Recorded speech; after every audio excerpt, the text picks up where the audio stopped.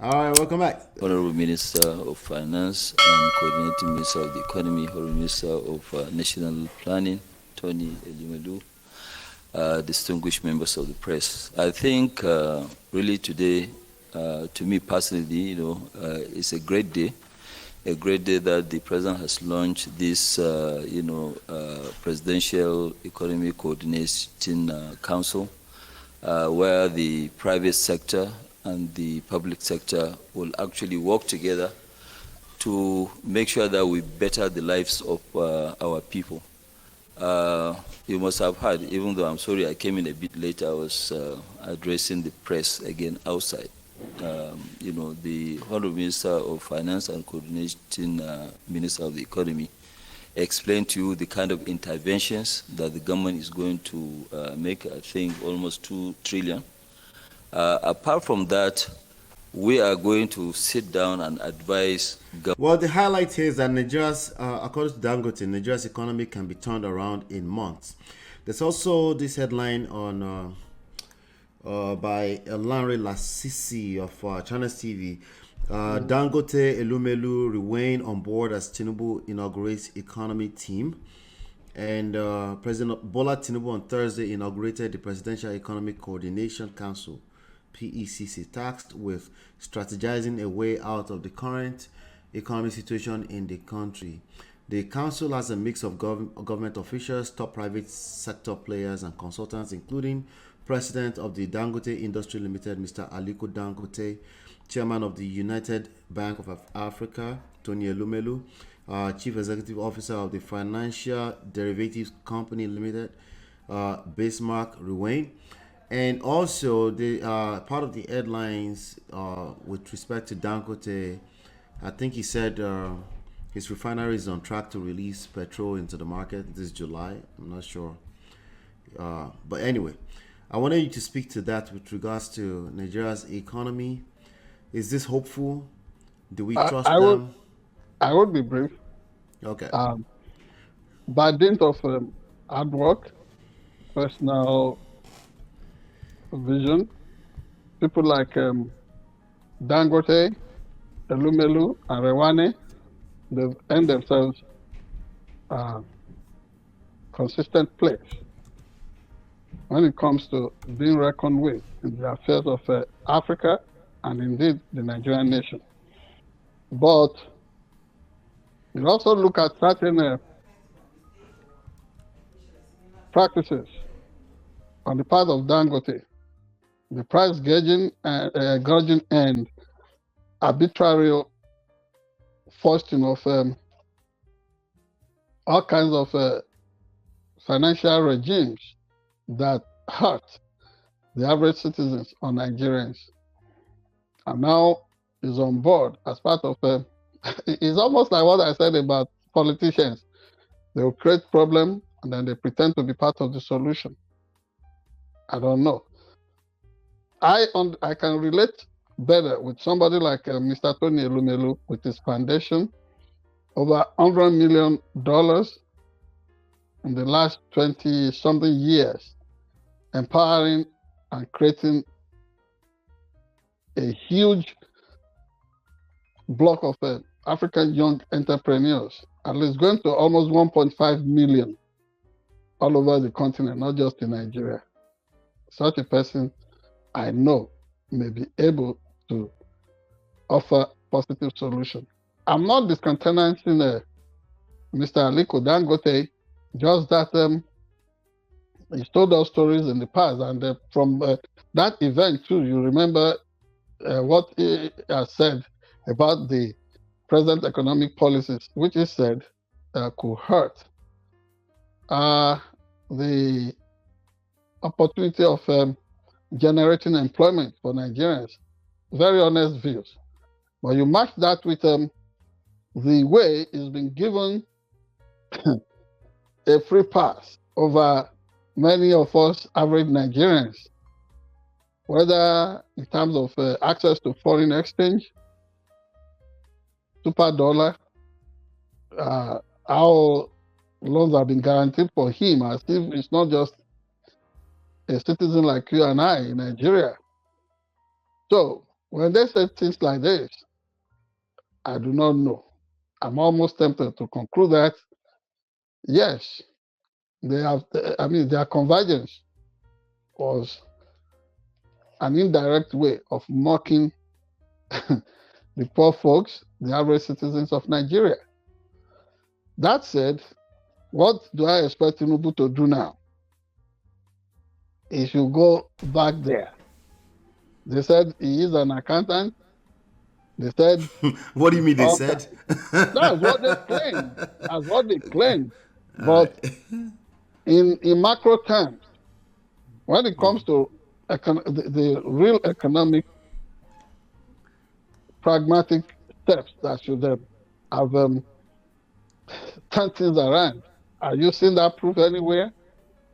And actually, accountants are known to be sometimes miserly and they want to just, so he has to loosen up if that is what is worrying him. He has to come with the mind of somebody who sees the dynamics and the fundamentals of the system not being favorable, loosen up a bit and allow experts to, because he promised that, oh, he will bring in what we call technocrats. And I don't see the impact of anything like that. I don't even see the technocrats. You have Nigerians doing very well. I saw a younger Nigerian here the other day. I've not seen him in almost 10, 12 years, but he works with Kansas Energy, Mr. Dikko. We call him Brother Dikko. Sometimes I even joke with the pastor of the church, Wisdom Embassy of Redeemed Christian Church, Pastor Kalawansi, or that Mr. Dikko, Brother Dikko, is Kekereawo. But these are Nigerians that are doing wonders in all kinds of sectors across the globe. Invite some of them. Whatever you guys, the departing generation, are finding so difficult to fix, these Nigerians to be made relevant. And Nigerians should not be so conceited and proud to shut out our brothers and sisters, kids and kings of the diaspora, the African diaspora. The African diaspora is part of our consciousness as Africans. We should deliberately cut them.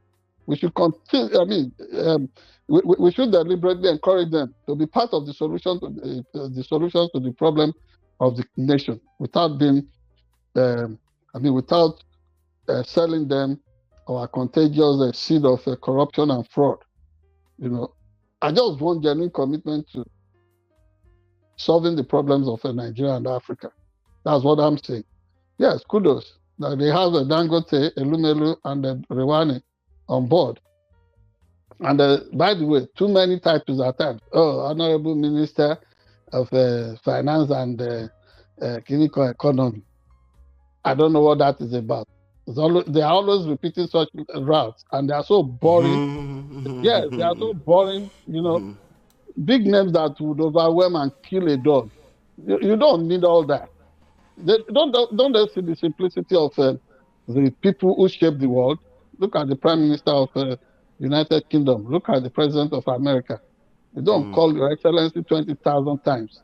All those things too would encumber the process of transformation. Exactly. You know, yeah, they are.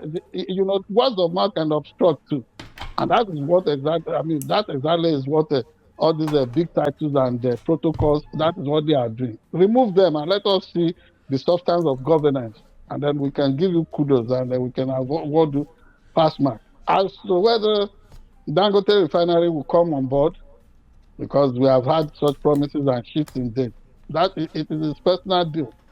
What I want to be concerned with is how he pays back what Nigeria guaranteed him, the loans advanced him, and how is able to carry on with responsible corporate governance and make sure that this transforms to real joy, triumph for the people of Africa. Yeah, the headline actually said Dangote refinery on track for July petrol supply. But we shall see. July is almost. We're here in July. We are already in July. We're in July. We shall see. We're almost halfway to July. And I hope July will July all of us.